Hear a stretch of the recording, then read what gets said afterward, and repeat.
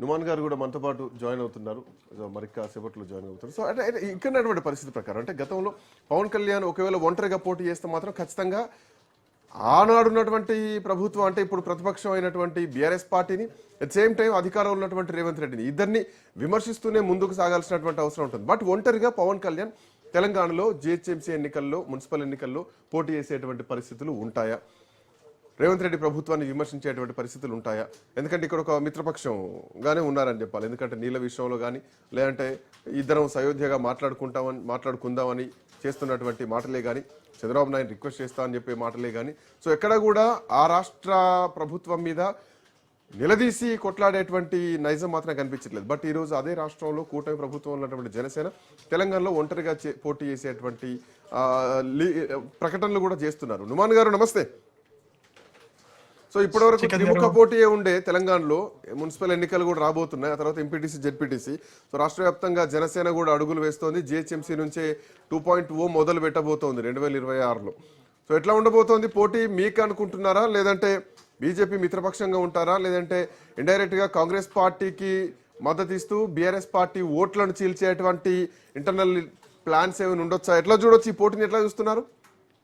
Very good afternoon to you Srikanth గారు as well as Venkatareddy గారు and all the viewers. So ఏదైతే ఇక్కడ media లీకులు ఇచ్చేసేసి వారు అధికారికంగా అయితే ఎక్కడ కూడా ప్రకటన చేయలేదు, వారు పోటీ చేస్తున్నారని చెప్పేసి మీడియాలో వస్తున్నటువంటి కథనాల వల్ల ప్రచారాల వల్ల మనకు అర్థమవుతున్నది దే వాంటెడ్ టు కంటెస్ట్ అని చెప్పేసి. సరే, భారత రాజ్యాంగం ప్రకారం ప్రతి ఒక్క పార్టీకి హక్కు ఉంది కంటెస్ట్ చేయడానికి. సో వారికి కూడా అదే విధంగా హక్కు ఉంది. కానీ ఎవరు వీళ్ళు, ఎక్కడి నుంచి వచ్చారు, వారి అస్తిత్వం ఏంటిది, వారి ఐడియాలజీ ఏంటిది అని చెప్పేసి ప్రజలందరూ విశ్లేషిస్తూ ఉంటారు. వారి యొక్క ఐడియాలజీ తెలంగాణ మీద అక్కసు, తెలంగాణ మీద వారికి ఎప్పుడైనా సరే విష ప్రచారం చేయడం, తెలంగాణ పట్ల వాళ్ళకి ఎప్పుడున్నా సరే వారికి ద్వేషం, ఈ రకంగా ఉండేటువంటి వ్యక్తులు ఇక్కడికి వచ్చి మరొక్కసారి పోటీ చేయాలని చెప్పేసి భావిస్తున్నారు. నేను ఒకటే విషయం చెప్పదలుచుకుంటాను. కల్వకుంట్ల చంద్రశేఖరరావు గారు రేపు పొద్దున జనసేన నేరుగా పోటీకి దిగితే ముఖ్యమంత్రి ఇవే కామెంట్స్ చేస్తారా? తెలంగాణ ద్రోహి, తెలంగాణ మీద విషం గమ్మారు, తెలంగాణ మీద మీరు కోనసీమను తెలంగాణను బేస్ చేసి నిందిస్తూ మాట్లాడారు, సో తెలంగాణ ఆత్మాభిమానం దెబ్బతినేలా మాట్లాడారని చెప్పేసి ముఖ్యమంత్రి మాట్లాడతారా? That is on record sir, నేను చెప్పడం కాదు.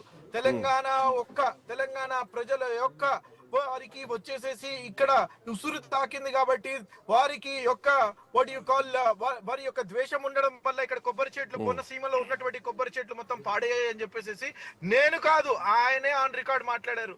పవన్ కళ్యాణ్ గారు ఆన్ రికార్డ్ మాట్లాడారు. తెలంగాణ 4 కోట్ల తెలంగాణ ప్రజలు ప్రతి ఒక్కరు చూసిండ్రు. నేను I would like to tell you one thing. ఎప్పుడు ఇది స్టార్ట్ అయిందంటే ఏనాడైతే కల్వకుంట్ల చంద్రశేఖరరావు గారు ప్రెస్ మీట్ పెట్టి నీళ్ల తగాదా ఉంది అని చెప్పేసి కృష్ణా జలాల గురించి ఏనాడైతే వారు మాట్లాడారో, ప్రాంతాల మధ్యలో విద్వేషాలు రెచ్చగొట్టే విధంగా తోలు తీస్తా అని చెప్పేసి ఏనాడైతే వారు మాట్లాడారో, అంతకంటే ముందు వీరు కల్వకుంట్ల తారక రామారావు గారు నారా లోకేష్ గారిని ఒక లొకేషన్ లో ఎప్పుడు ఎక్కడ ఎంతసేపు కలిసి మాట్లాడారో నా దగ్గర సమాచారం ఉంది.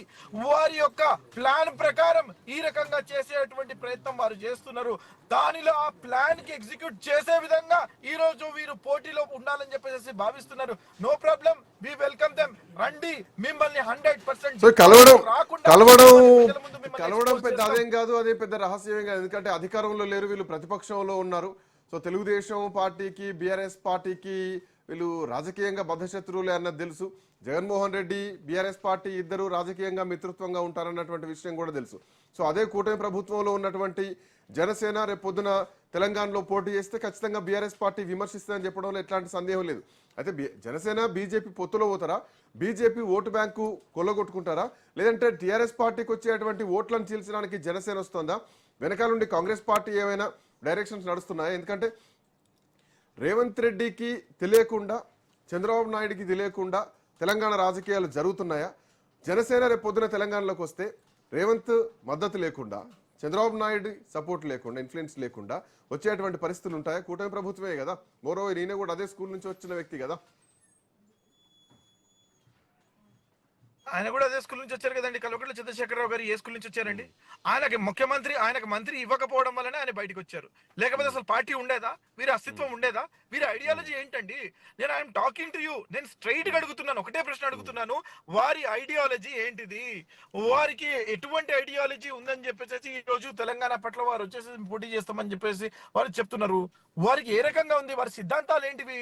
వారు ఏం చేయదలుచుకున్నారు? సరే, నో ప్రాబ్లం, మీరు రండి అని నేను చెప్తున్నాను. ఇది కల్వకుంట్ల ఏనాడైతే మీడియాలో లీక్ వచ్చిందో 100% BRS and BJP are working together, they're working in tandem. ఏనాడైతే మెర్జ్ చేయమని చెప్పేసి కూడా ప్రపోజల్ వచ్చిందని చెప్పేసి నేను కాదండి, వారి సుపుత్రురాలైనటువంటి కల్వకుంట్ల కవిత గారే చెప్పారు ఈ మాటలు.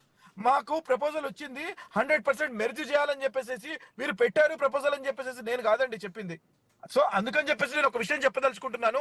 100% దిస్ ఈస్ ఒకవేళ తెలంగాణ మున్సిపల్ అంటే జిహెచ్ఎంసీ ఎన్నికల్లో, మున్సిపల్ ఎన్నికల్లో జనసేన పోటీకి సిద్ధం అని చెప్పేసి వాళ్ళు అధికారికంగా లెటర్ కూడా రిలీజ్ చేశారు, అధికారిక ప్రకటన కూడా చేశారు.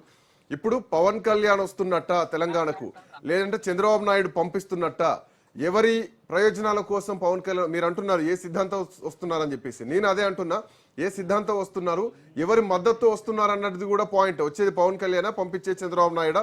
సో మళ్ళీ తెలుగుదేశం వేళ్లను, లేదంటే తెలుగుదేశం ఆ చెట్లను మళ్ళీ చిగురింపజేసేటువంటి ప్రయత్నంలో భాగమా?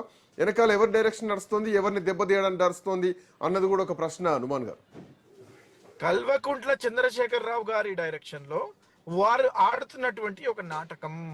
మళ్ళా చెప్తున్నాను నేను, దీంట్లో విద్వేషాలని రెచ్చగొట్టి, ఒక ఇష్యూని రెచ్చగొట్టి, కృష్ణా జలాలని చెప్పేసేసి 2000 కేసీఆర్ కున్న బలానికి, బిఆర్ఎస్ పార్టీకి ఉన్నటువంటి స్ట్రెంత్ కి పవన్ కళ్యాణ్ సపోర్ట్ తీసుకోవాల్సినటువంటి అవసరం ఏముంది?